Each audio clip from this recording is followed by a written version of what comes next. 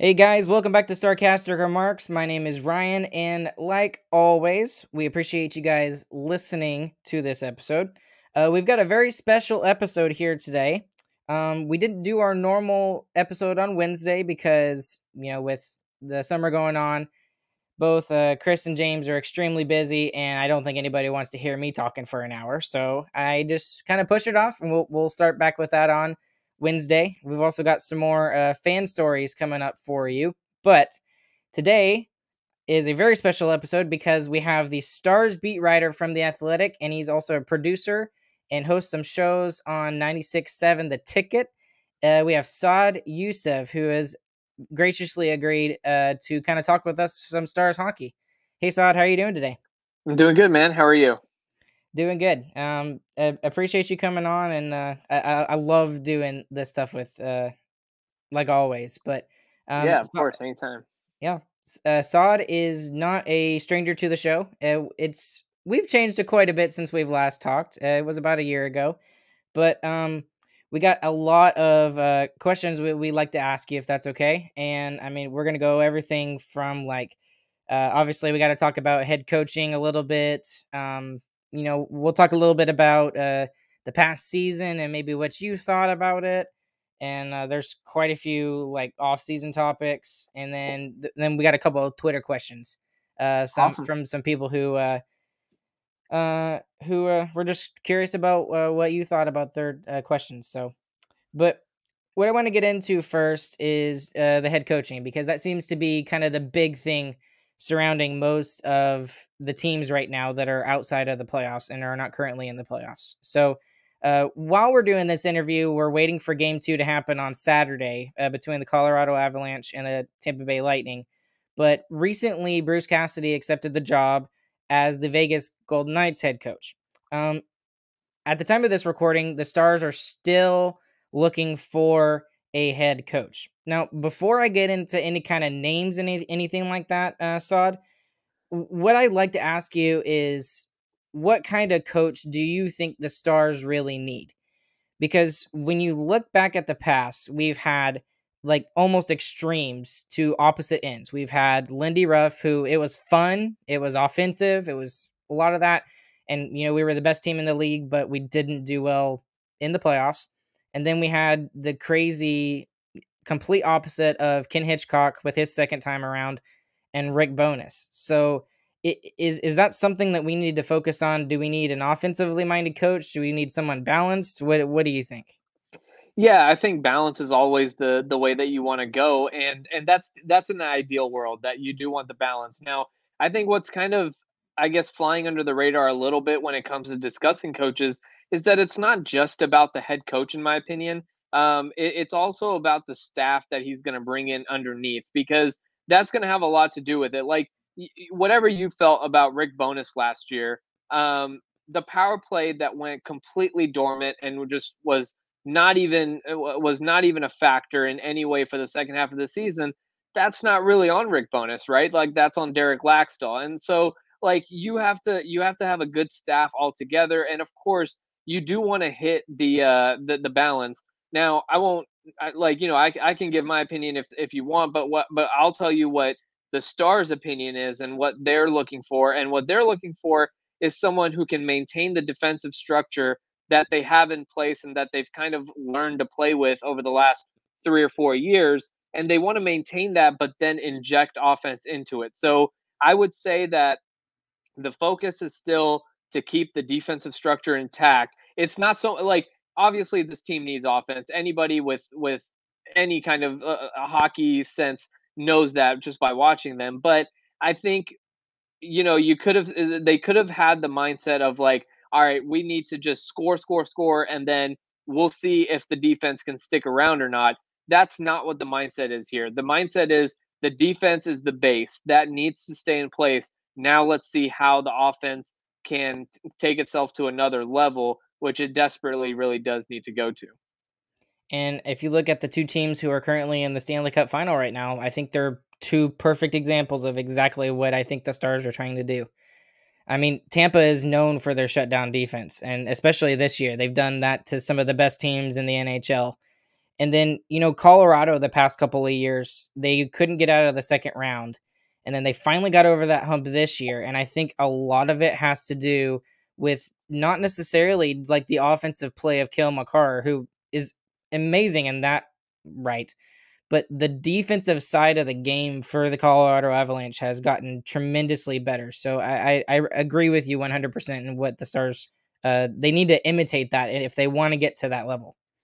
Yeah, I think so, and like you said, like I think some Stars fans might be a little scarred just by hearing defensive hockey as much as they have in the last 3 years, but there's definitely real value to that. Like that, you do have to play good defense, and that good defense doesn't just mean goaltender standing on head. Like that's not good defense, and so you have to play good. It takes me back to a conversation I actually had with Braden Holtby in the early parts of the season in October, November. I actually sat down with him and I asked him, like, because obviously, he got off to a good start in Dallas early on in the season before the injuries really took a toll. But I asked him, I was like, you're coming off of a off year in Vancouver, and you're all of a sudden you're back to being Braden Holtby again. Like, what happened? And he was like, yeah, it's just the defensive structure is just different than what it was in Vancouver. And it's not even talking about the talent, which obviously with Miro Heiskanen leading the charge and a few other guys there, the talent is solid on the blue line, but it's not just about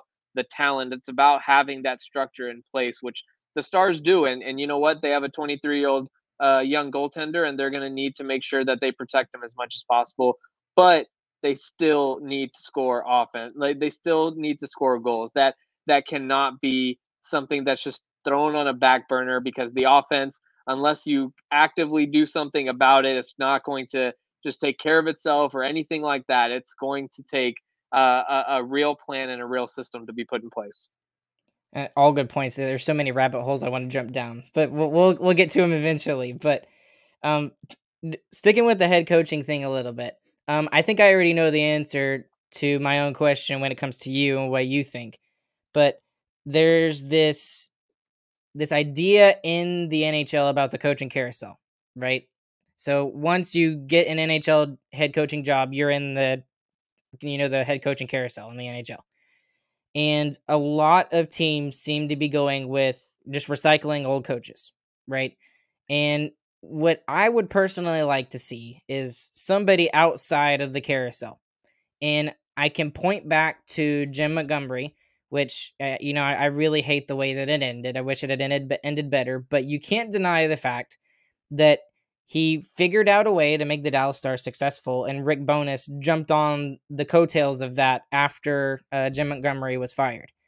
So I think there's an argument to be made that it's good to get a coach from the outside of the carousel. But in your opinion, if it was you making the decision, if you're the GM, would you be going with somebody who's inside the coaching carousel or outside the coaching carousel? And give me some reasons why or why not.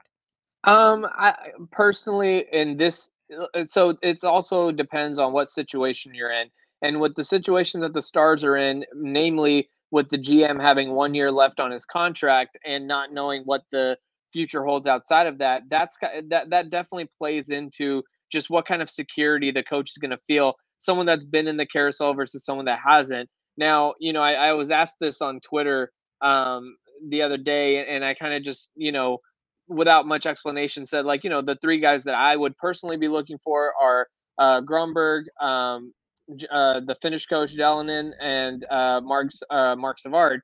Those are guys that, like, I would personally, like, again, if I was the GM, I would probably look hard into those guys. My understanding is that the Stars are looking more into the guys that have kind of, like, been around. Now, the reasoning for both sides is valid. Like, I understand both sides and of the argument, the retread or the brand new route, because the roster that the Stars have, guys like Tyler Sagan, Jamie Benn, Joe Pavelski, these guys have been around the league for a long time, and there's a certain respect factor that even Jim Nill referred to when I talked to him last week. That, like, you have to know what you're doing. You can't try to fake it till you make it when you have a guy like Joe Pavelski, who is arguably one of the most respected players in the NHL. Like, he's been through this. He knows this. Like, He doesn't want to come in and see a guy trying to figure things out right now. And so I understand that argument as well. On the flip side, you have a lot of young talent, and in the case of Savard, you have a guy who's literally coaching one of your most promising talents in the juniors. So there's a lot of different sides to it. Um, I don't. The one thing that I will say is I don't think that just because you hire someone that's already been a head coach or versus someone that's new, it to me it's a point that it's pointless to get lost into.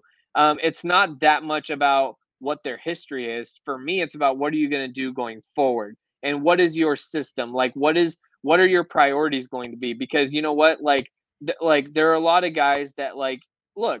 Ken Hitchcock was a reacher, right? And Stanley Cup champion, and and everything that didn't work out so well, did it? And so I think that's kind of where you have to evaluate things differently. But I don't think I don't put too much stock into has this guy been a coach, because situations are different across the league. And if it's someone that was just stuck in a really bad situation, maybe he can come and have more success in Dallas. It's possible.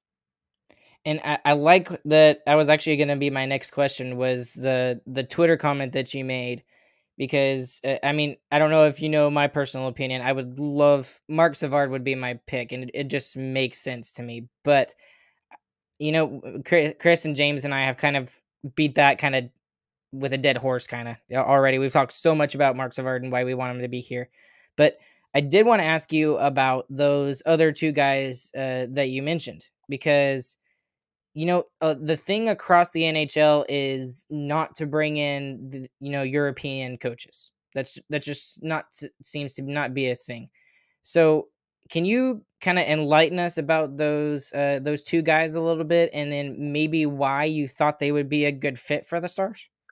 Yeah, well, I think first of all, the reason for the hesitation, I would say, to bring over European coaches is again somewhat valid. It's kind of a microcosm of the reasoning is kind of what we saw from Jacob Peterson this year, in the sense that you come over, it's a whole different sheet of ice. It's a different size. The game is different. The just the flow and everything. It's just so much different. And so I understand where some of that hesitation comes from. But when I look at these guys Jelinek in with the Finnish team, he's won at every level. He's been so successful. He obviously knows what he's doing.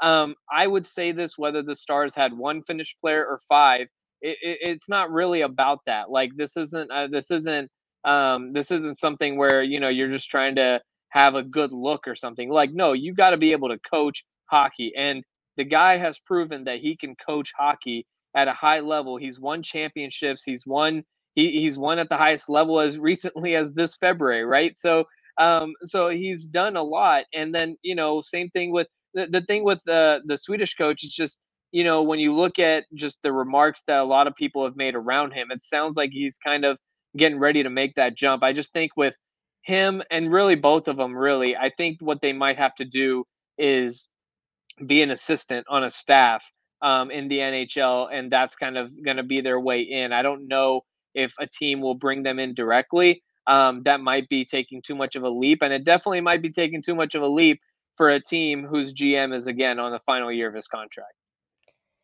And I think the other thing about this is, and I'll ask you about this later, but this team is in a very interesting situation. It really weird. And the fact that you've got all these all these veterans, you've got a bunch of young guys. Are we a bubble playoff team? Are we a playoff contender? Or are we what are we? And that seems to be kind of iffy. And I think adding that on top of the fact that Jim Nill is in the final year of his contract, I think all of those are factors. And I forget who it was on Twitter. I think it was Pierre LeBrun who mentioned something about that. You kind of inferred that. But um, let me ask you about the obvious pick right now. Rumors all across social media. It looks like Pete DeBoer it might be the pick. Um, what do you think of him, and why? And do you think he would be a good fit? Is there some good things about him? What are some bad things about him? Just what do you think overall? Well, from a fit standpoint, I don't know how much Stars fans are gonna like to hear this, but in a lot of ways, it's gonna be an extension of Rick Bowness. Like, it's going to be a similar style of hockey. Again, that's something that, like, you've obviously, like, watched teams that are coached by him and stuff like that.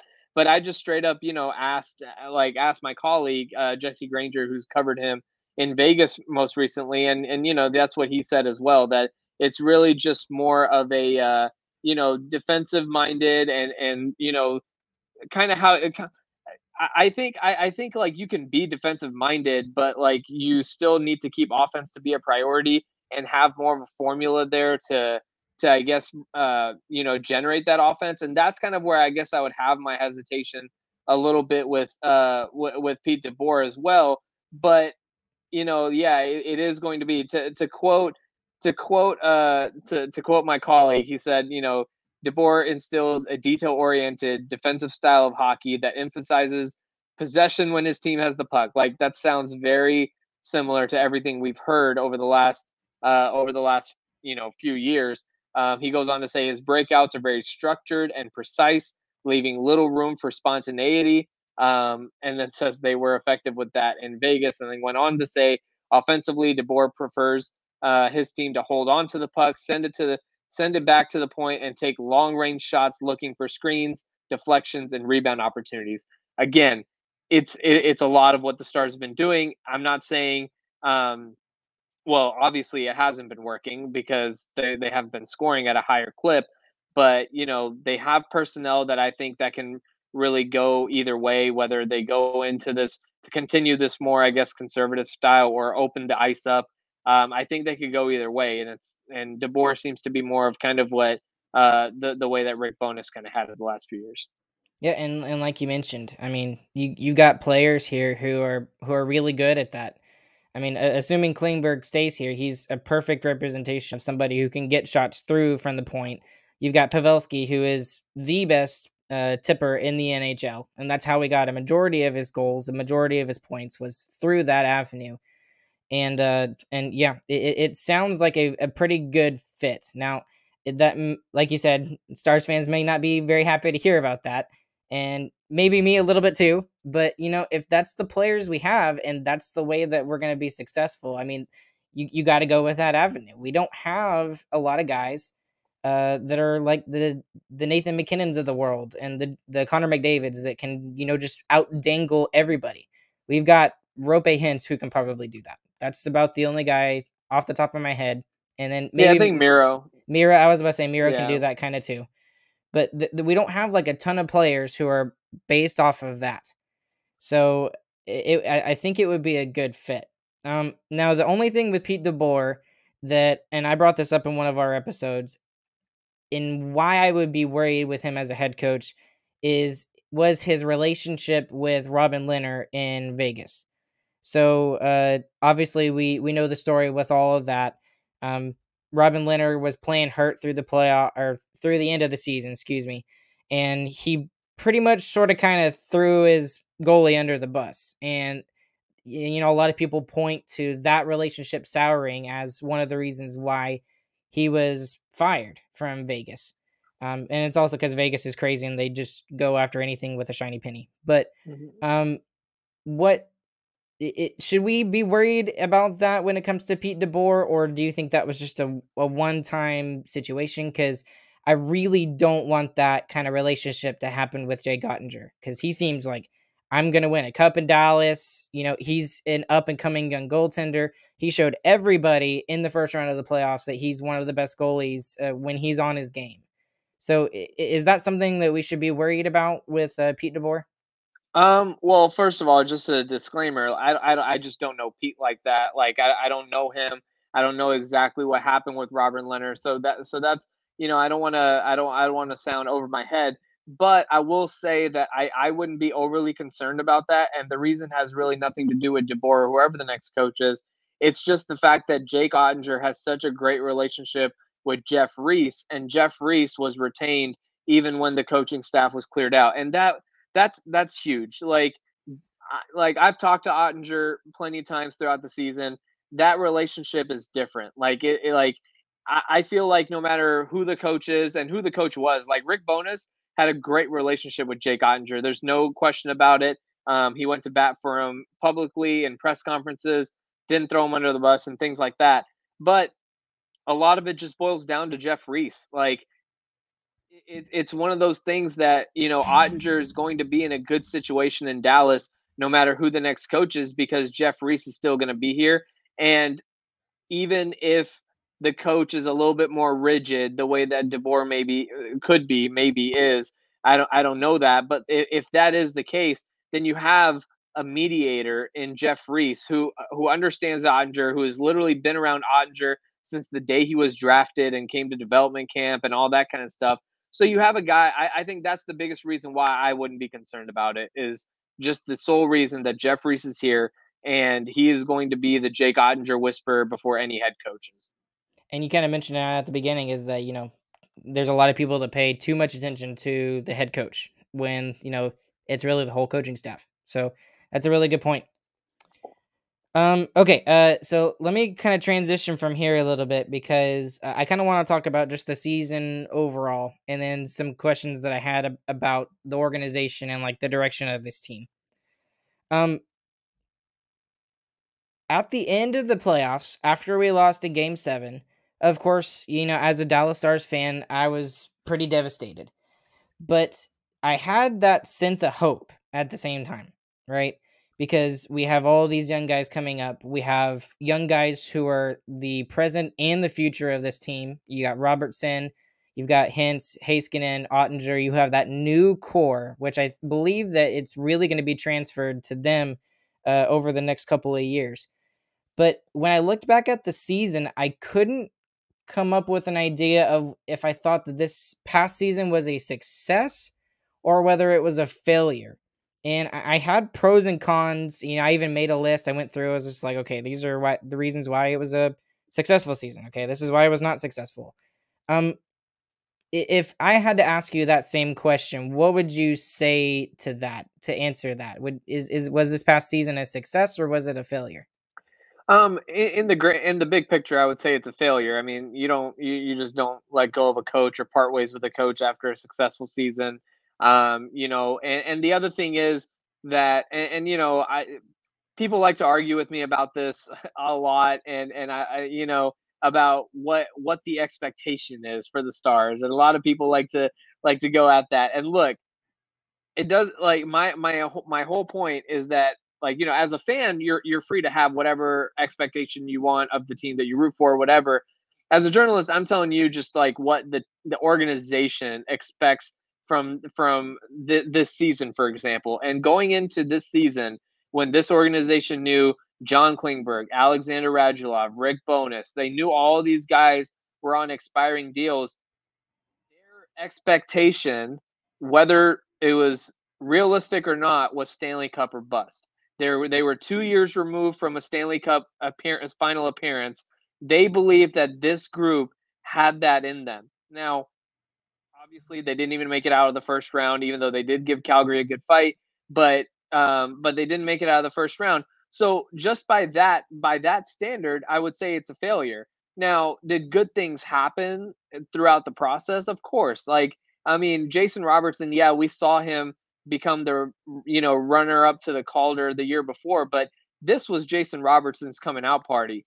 Jake Ottinger was around the NHL that last season, but that Colorado game in February, that was his coming out party. Like the Calgary series was his big moment, like those things happen. So I do think that good things did come out of it, but overall, just from a win-loss standpoint, from where the organization fell at the end, I would say that it was a failure. So, because here's my thought, because and this kind of goes into my next question a little bit, because it almost seems like the Stars are fine with being on the bubble of the playoff line. It almost seems like. So, like, I mean, when I think of the Stars, I don't think of them in the same sentence as the true Stanley Cup contenders. So obviously, the two teams that are in the Stanley Cup final right now, the Avs and the Lightning. I mean, I wouldn't put them in the same conversation as I I don't know who else. The Hurricanes, maybe slightly the Panthers, just because they were good this year, but they just hadn't had sustained playoff success. But it almost seems like that the team and the organization itself is okay being like just on the bubble playoff line. Because in all reality, we should have been the second wild card. And it was just because Nashville was terrible towards the end of the season. And the reason why we got to play Calgary. So is that a fair representation? Is my thought process a fair representation of what the Stars are thinking? Or did they really think that, hey, this is a true Stanley Cup contender, we can beat these teams on a regular basis? Yeah, so there's a couple of layers to this, and this is a good question, but there's a couple of layers to it. Like the first layer, I would say, is the Stars, and not just the Stars. There's quite a few teams around the league that have this belief that you build roster. There's two rosters that play during a season. There's the regular season roster, and there's a playoff roster. The Stars, they try to build their roster. The goal is, again, I'm not saying they succeed, and I'm not saying that it happened. I'm just saying the goal for the way that they build their roster is with the playoffs in mind. They don't really care if they get in as the second wild card or as the conference champions or win the President's Trophy. For them, it's one they want to get in the playoffs and then be successful in the playoffs. And so, taking Calgary to 7, few years ago, taking St. Louis to 7 after beating Nashville, obviously the Stanley Cup run. That's kind of what they're looking at, is like once we get in, we being the Stars, like once they get in, can they then be successful? That is what they're looking for. So I think that's one thing when it comes to roster construction. Like people might say, well, this is going to be like, a top wild card team, second wild card team. And that's fine. That may be true, but that's not, the Stars are more focused on the playoffs and then trying to make a run from there. And the other thing I will say, that's the hockey side of things. The other thing that, like, unfortunately, like, you just can't really, I guess, lose sight of is professional sports are a business. And Dallas is not a premier hockey market. It's not Toronto. It's not Montreal, right? Like, it's not Detroit. Like, it, I am thoroughly, obviously, impressed with just, the Stars fan base and Stars fans and everything like that. But it just kind of is what it is, right? Like, this is Cowboys country, and Luca runs the city, and all those kind of things. And like, so the organization understands this as well, and they have to make sure that they don't lose relevancy. They don't just go into some deep rebuild or something like that. And you go into deep rebuilds when you really, really shoot really high, and sometimes you succeed, sometimes you don't. But the way that the Stars kind of do it is that they want to keep their floor high and then go for as high as they can for the ceiling from there. And so it's kind of a confusing little, like, pretzel of a situation. But it kind of is what it is, where it's not that they're not trying to win. Look, in 2019, that trade deadline, when they went and got Matt Zuccarello, when they went and got Jamie Alexiak, and just Lovejoy and all these guys, and I believe Cogliano that year as well. Mhm. Like, when they find when they see a spot that they can go for it all, they definitely have that to do. They definitely want to do that, but they also want to make sure that they have the next Wyatt Johnston, the next Maverick Bork, and the next Thomas Harley, and the next Logan Stankoven. And they want to make sure that these guys are in the pipeline, and you can't draft those guys if you're always trading those picks away. So that's kind of their philosophy in terms of how they approach trying to play in the playoffs, how they approach every season, and also just the real business side of it. Yeah, and a lot of good points there, and I love that you brought all those up, because that was exactly my thinking, but you put it a lot more eloquently than I could have. So thank you for that.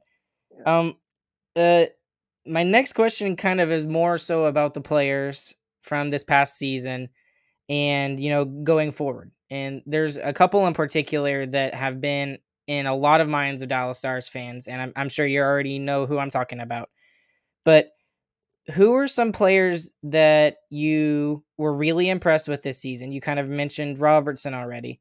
And then maybe who are some players that you were really disappointed in, or who you thought should have taken the next step, or who you thought should have been better? Yeah, I think I was really the guy that I was probably most impressed with was Jake Ottinger. I would say Robertson was definitely impressive as a 40 goal scorer, but whether it's my skewed vantage point of viewing him or whatever, I almost kind of expected that from him, which is high praise for him, right? Like, I mean, but Mhm. like I see his work ethic, I see how the way that he is, and I almost kind of maybe not 40 goals, but I just expected him to take a next step. Rope Hintz, we all saw what he did when he was playing on one leg last season, so you knew when he was going to be healthy that he was going to play well. So Jake Ottinger was the one that was really impressive to me, especially because the highlight performances that he had, starting with that game in Colorado. And then, on down the road when Holtby was injured and their back was Adam Scheel, and he's starting like some crazy, ridiculous 19 out of 20 games or something like that. And then for the playoffs that he had, obviously ridiculously impressive. I think he probably would headline for me, the guy that I was most impressed by. And then on the other side of it, you definitely wanted to see more from Dennis Gurianov, and you definitely wanted to see more from John Klingberg. Um, Jamie Benn maybe as well probably falls in that, although kind of how I said that my expectation for Robertson became to where I wasn't surprised by how great he was. The other side is true for Jamie Benn, where I think I just don't really have much expectation of him being a huge, I guess, impact player on a night to night basis. So I wasn't that surprised. Tyler Sagan, fans might get onto him. Yeah, really, that season went exactly as I thought it was going to go. He was going to have a tough season coming out of the gate for sure. He picked up steam going into the second half of the season.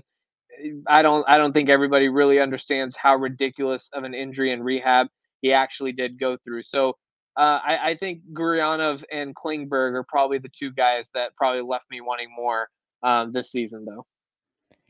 So that's actually this is like a perfect segue into some off-season talk of what I wanted to get into, and the first one I wanted to talk about was specifically with Gurianov. So at the time of this recording, Gurianov has signed a qualifying offer deal for 1 year for 2.9 million. That was the lowest that he could sign for.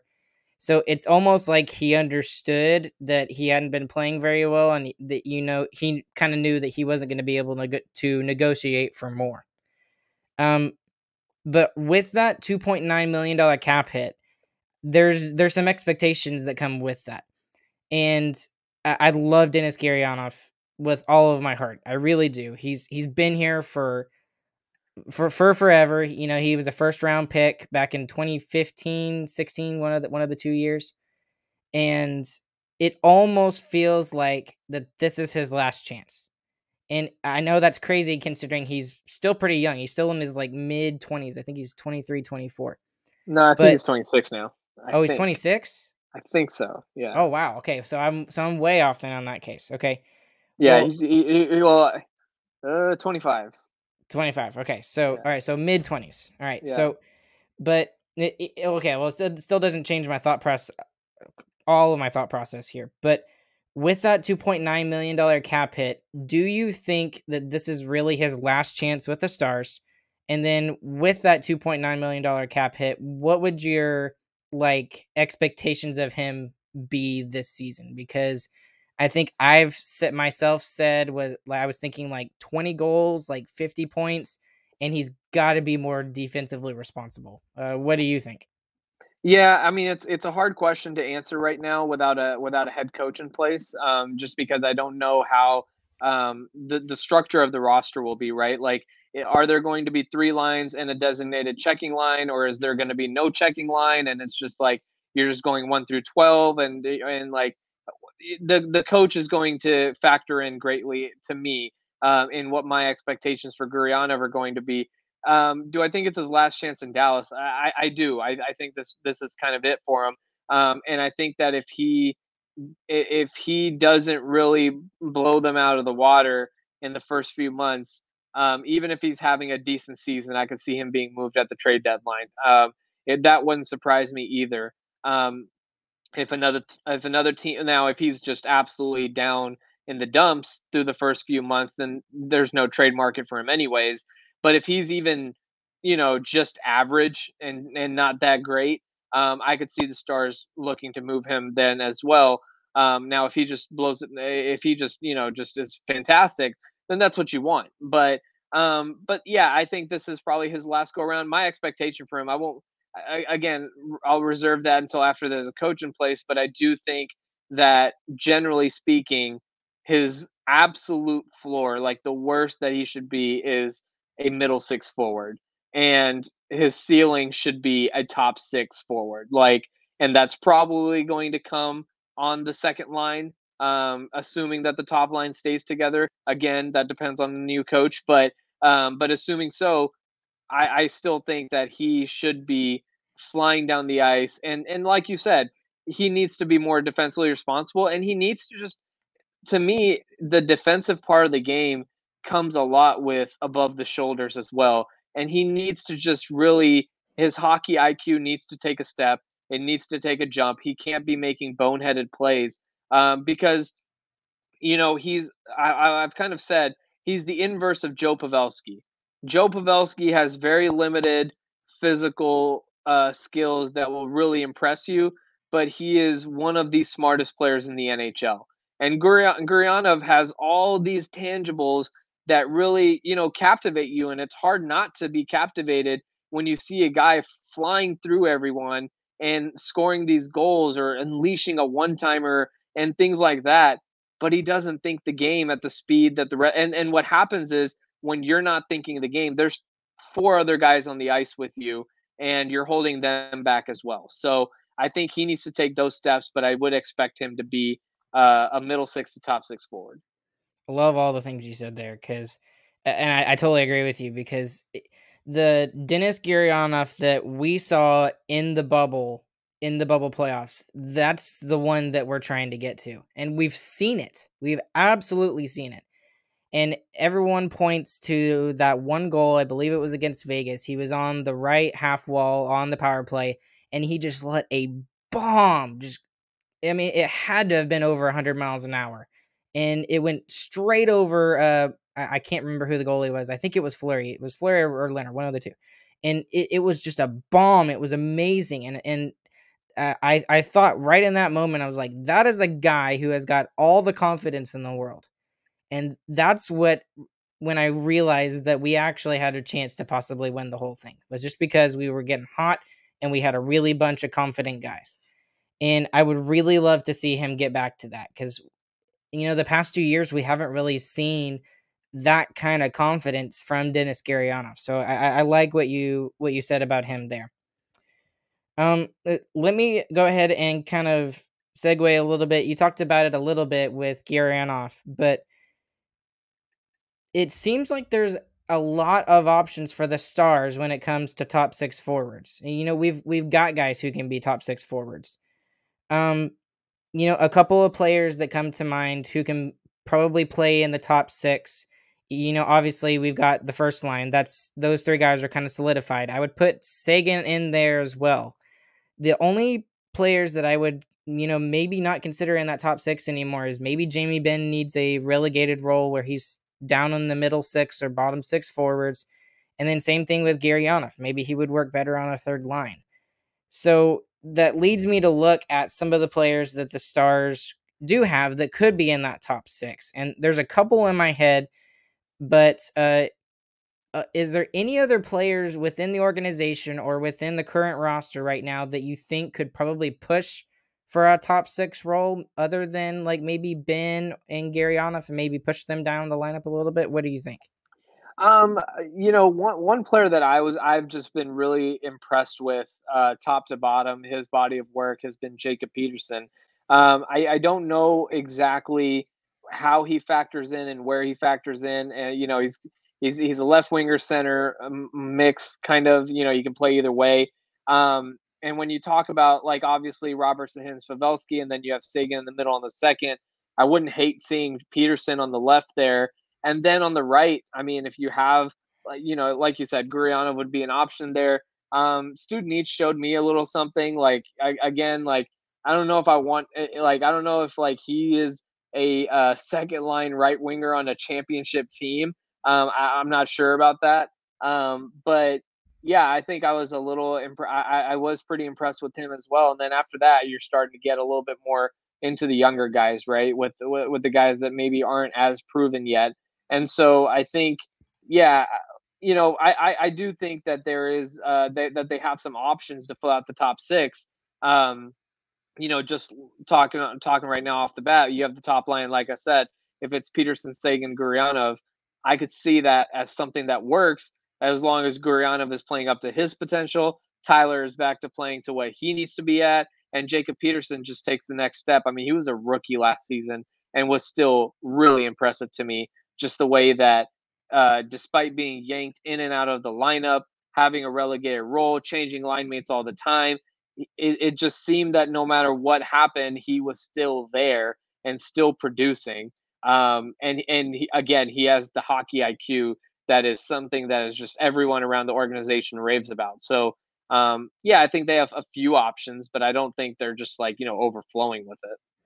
And I really like that you said Jacob Peterson, because I mean there were glimpses during the season where I was like, did he really do that? I mean, Yeah, just like a couple of random deeks that I was like, okay, okay, Jacob Peterson, and I was like, he's shown flashes that he has something there, and I would really like to see him given the chance, and I think he will be given the chance, but we'll have to see on that, but um so let me go ahead and ask you about Miro, because you just recently wrote an article about Miro, and I highly suggest you go and read it if you haven't. For those of you that are listening, but he talks about Miro and the fact that he's been really good defensively. You talked about this, Saad, but what do you think the next coach needs to do to kind of maximize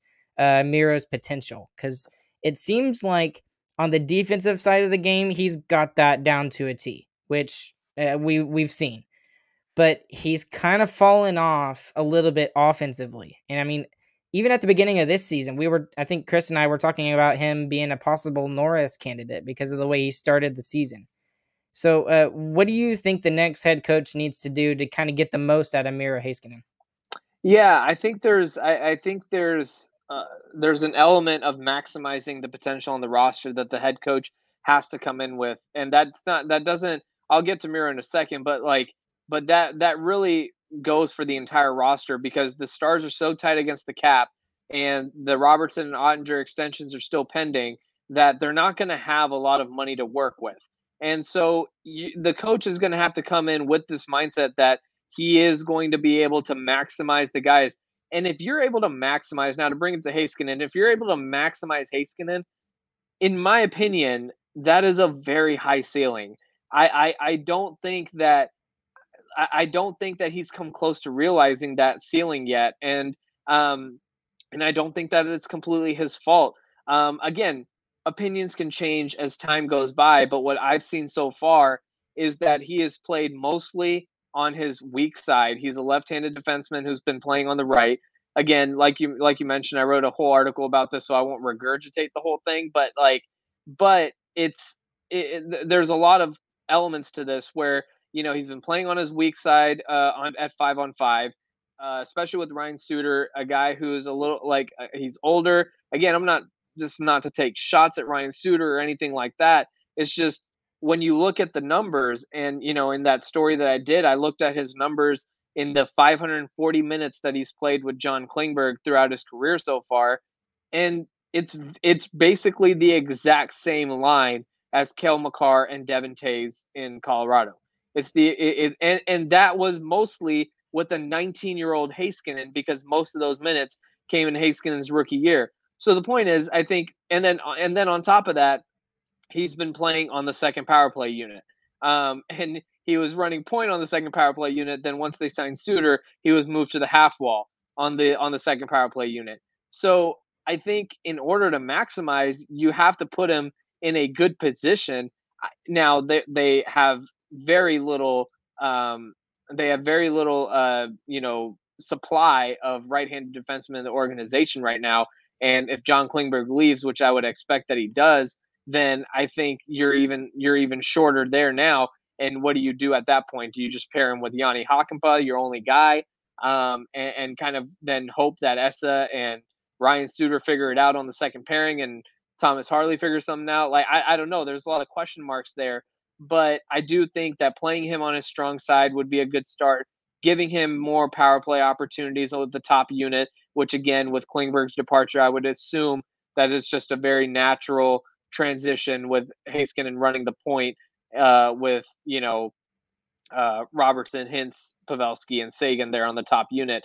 But yeah, I think that's kind of what I think is just like, you got to stop using him as a crutch, because yes, you can put Roman Polak there, you can put Ryan Suter there, you can put Jamie Alexiak, you can put whoever you want with Miro Heiskanen, and it'll end up being a respectable pairing. But Miro Heiskanen is better than that. He doesn't need to just be a respectable pairing. I mean, he needs to be in the conversation for the Norris. And look, if the Stars do this and then Miro just fails to, I guess, measure up, that's a whole different conversation. But right now, we can't even have that conversation because he hasn't been given a fair shot yet.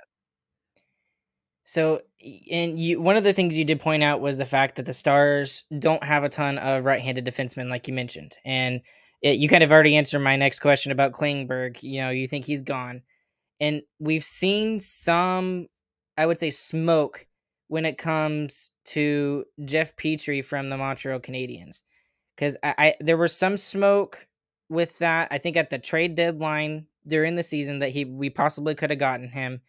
And then now we're kind of starting to see a little bit on social media as well. He is a right-handed defenseman, which would make a ton of sense that the Stars are going after him if John Klingberg really is leaving. Do you know enough about Jeff Petrie to make an opinion to see if he would be a good fit with Miro Heiskanen?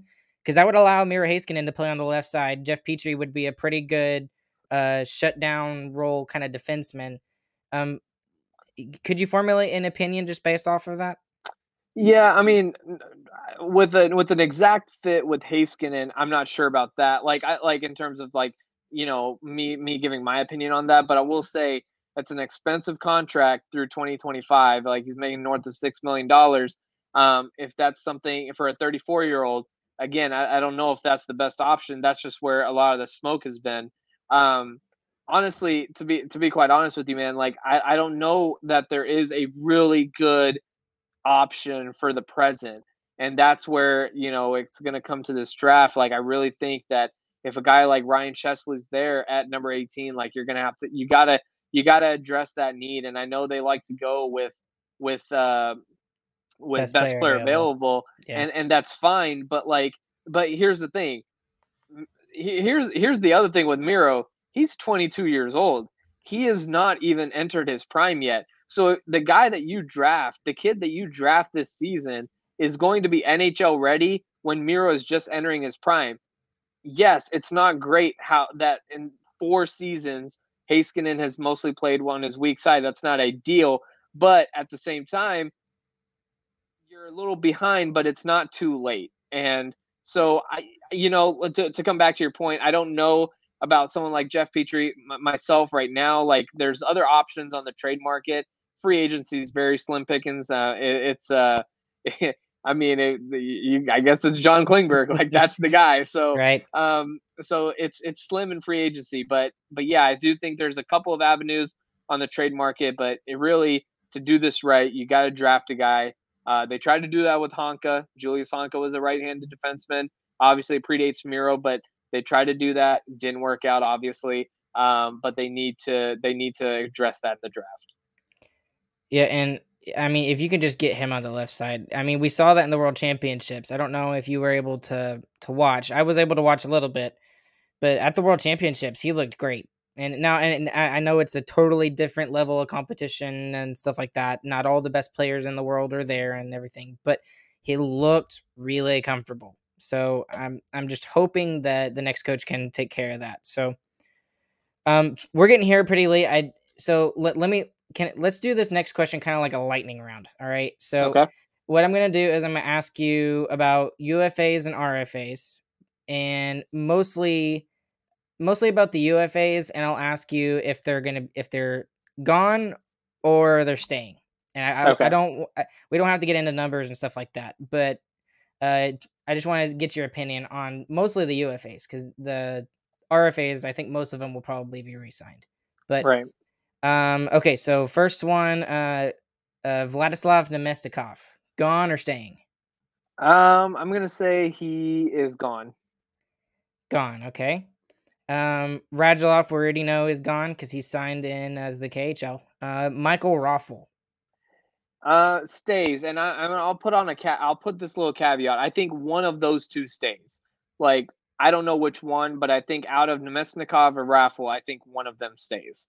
I think they're going to carry a pretty similar price tag, and so I could see Nemesnikov staying. I could see Raffle. I don't see a situation where they both come back, but I do think one of them does. Okay.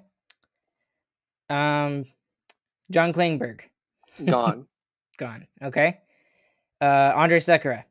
Gone. Gone. This one is kind of hard for me because I don't know. Braden Holtby. Gone. Gone. Okay. Scott Wedgwood. This is a hard one for me. That's the hard one. I'm gonna say he's gone. Not because the Stars want him to be gone, but that contract situation with Anton Udobin is kind of dictating things right now, and he still has another year at 3.3 million. You can bury a couple of million in the AHL, but that's still expensive, and I think the thing is that the Stars really see Jake Oettinger as such a number one guy that I think they're only looking for the number two to just be good enough to give Oettinger a breather. And you got to hope that Anton Udobin is still good enough to do that. But I think it's more of a contract situation. And I think because of that, Wedgwood won't be back. And that stinks because I liked Wedgwood. Yeah. But again, I think Dobby can still come back in, and I still think he can be effective because, I mean, that's when he's been his best, is when he's that backup role. And so hopefully assuming he returns and he's healthy, and again, the more goaltender injuries, the Stars have dealt with that so much. But hopefully he can come back and do that. Okay, I got two more questions, and then we'll cut it off here tonight. Thank you for spending so long with us. I appreciate you. No problem. This is from at Green Bay of Texas. Green Bay. But he asked, which Stars prospects in the juniors has the best chance to make the roster next season? I'm going to say Wyatt Johnston. Just by process of elimination, the big three obviously are Wyatt Johnston, Maverick Bork, and Logan Stankoven. And they've had other guys, Grishnikov, and other guys that have been good in the juniors as well. But the reason why I'll go with Johnston is, to me, it comes down to Johnston or Maverick Bork, and Maverick Bork is going to have AHL eligibility. So I could see the Stars asking him to go get used to the professional game down in Cedar Park, and then maybe bring him up at some point in the season, or maybe allow him to just play a full season in the AHL. With Wyatt, he can't play in the AHL, so I think he'll get it's NHL or back to juniors for him next season, and so for him, I think he'll definitely get the 9-game trial period that you have before you have to make that decision of if you want to burn the first year of the entry level contract. But I think Wyatt will impress so much that they don't have that middle ground of the AHL, and they'll just end up keeping him on the NHL.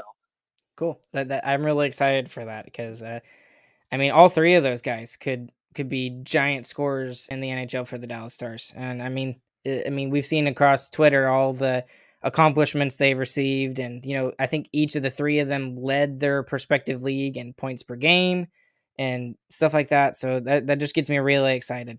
Okay, Last question. This is from D Butler 3856, and this is specifically a question specifically towards you. Mhm. And what he asks, what's the day-to-day routine for someone who covers a professional sports team? So I guess what is your routine like on game day?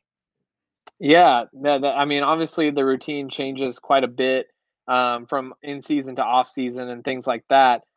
In season, it's very, it's funny. I was talking to a friend literally a few hours ago, and I was saying like in season, like I never know what day of the week it is. There's only 2 days of the week when the Stars are in season. It's game day or not game day, and those are really the 2 days. And if you really want to get extensive with it. There's game days, there's off days, and there's practice days, and those are really the 3 days that you have as a beat reporter. I think on the job, and yeah, my day to day. So for me, I watch every. So for me, on a game, I'll watch the game. My routine is to watch. I've watched every single Stars game of the last 3 seasons at least twice. So I watch the game live, obviously, whether I'm at the arena or watching, from wherever. And then the next morning, I'll rewatch the game. And so that's the first thing I do the next morning. And then after that, I take some notes and build some topics that came from the story or from the game, whether they're stories that I can knock out that are features or analytical stuff. And I just kind of have these like separate little sections that I kind of create a list of. And then from there, like, it's just more depends on what the star schedule is. Am I going to practice, interviewing a player, whatever? And then for me, I'm a big coffee shop guy. So whether it's after morning skate or on a practice day after practice, I choose a local coffee shop and go write. And that's basically what I do. And then honestly, I write and do a lot of work at night. I'm a big night owl. And I think the games have kind of made me that way, and so I really do a lot of work at night as well. So a lot of time, like I pick whether I want to work and write my stories during the day and do the research at night, or do the research during the day and write at night. And I kind of just you know alternate between that. But really, it's a really busy and hectic routine. But once you hit your stride, at least the way that I do it, it's pretty smooth. Like I said, it's morning skate practices, it's writing, it's games, it's game rewatches, and then you just kind of go from there. Yeah, that's a lot, man. That's a lot. Well, I know I kind of speak for the fans when I say this, but we really do appreciate all your work that you do on the Athletic. And if you haven't checked out any of Saad's time when he's been on, he typically kind of tweet when you're going to be doing a show on the ticket. But if you haven't listened to any of his shows that he's done on the ticket, I highly recommend you go and do that, because he does fantastic work with both of those organizations, the Athletic and with the ticket. So, Saad, thanks for spending. This went a lot longer than I expected. I'm sorry. Thank you for spending all the time that you have tonight. I kind of wanted you just to open the floor to you and just, where can people find you? What are you working on? Anything like that. And I'll just let you have the floor real quick. Yeah, no, first of all, always happy to do it. Always enjoy talking Stars hockey, and also just Stars fans are awesome, man. Like really, it's such a passionate fan base. I understand what people say about like Dallas as a hockey market or whatever, but man, you're around Stars fans enough, and it might not be the quantity of some other markets up north or whatever, but I would put the passion and yeah, just the passion of Stars fans up against almost really any fan base, and that's not even just talking hockey, really across any sports. It's really fun to be in the middle of it and kind of get to see it all. But yeah, you can find me on Twitter at Saad Yousuf 126, and then like you said, work on the Athletic and also on the ticket. Yeah, I'm gonna, it's gonna be fun. The next few weeks are gonna be really big. Really, the next month, because the next few weeks we'll be doing a lot more draft and free agency previews and breakdowns. Then it'll be the draft and free agency. Then we'll cover it on the other side of it, before we kind of lay low a little bit before, in the month of August, before Traverse City picks up, and then it's all it's the next whatever 8 months it is. So yeah, it'll be off and running. Yeah, I'm already counting down the days for next season. I love Stanley Cup final and stuff like that, and I love hockey just in general. I can sit down and watch any game, but I just get so emotionally attached to my Dallas Stars that I just, it's hard when they're not playing. It sucks. Yeah. That's why I don't like the summer. Yeah. Oh, yeah. Yeah. I did. I've caught a lot of heat, pun intended. I tweeted out that I think summer is an absolute trash season, but that's a big reason why. I mean, obviously, being in Texas, you're dealing with all the heat. But I'm looking like I was thinking about what I'm gonna do tonight, aside from like chatting with you today. I was like, there's no NBA finals. Obviously, that's over. We've got anywhere from 3 to 6 hockey games left, and then we're done with that. And then it's like, what are we doing? Or just watching like live golf or PGA Tour That golf, is and so weird that you just said that because I was literally thinking the exact same thing. yeah. It's so weird. And so it's just like it gets into tough times, man. And that's really my main reason. You got no NFL, you got no college football, you got no NBA, are about to have no NHL. Um, You got the World Series, College World Series, I guess. yeah, Yeah. I'm not the biggest baseball guy, so Yeah, me too. yeah. So yeah. Well, thanks, man, again, for doing this, and really appreciate you. And again, guys, seriously, go and show him some love. Go and subscribe to The Athletic. He does some absolute fantastic work there, and I myself have a subscription. I've had one for almost 2 years now. So seriously, go in and check that out. And Saad, once again, thanks for joining us, man. No problem. Thanks for having me. Yep.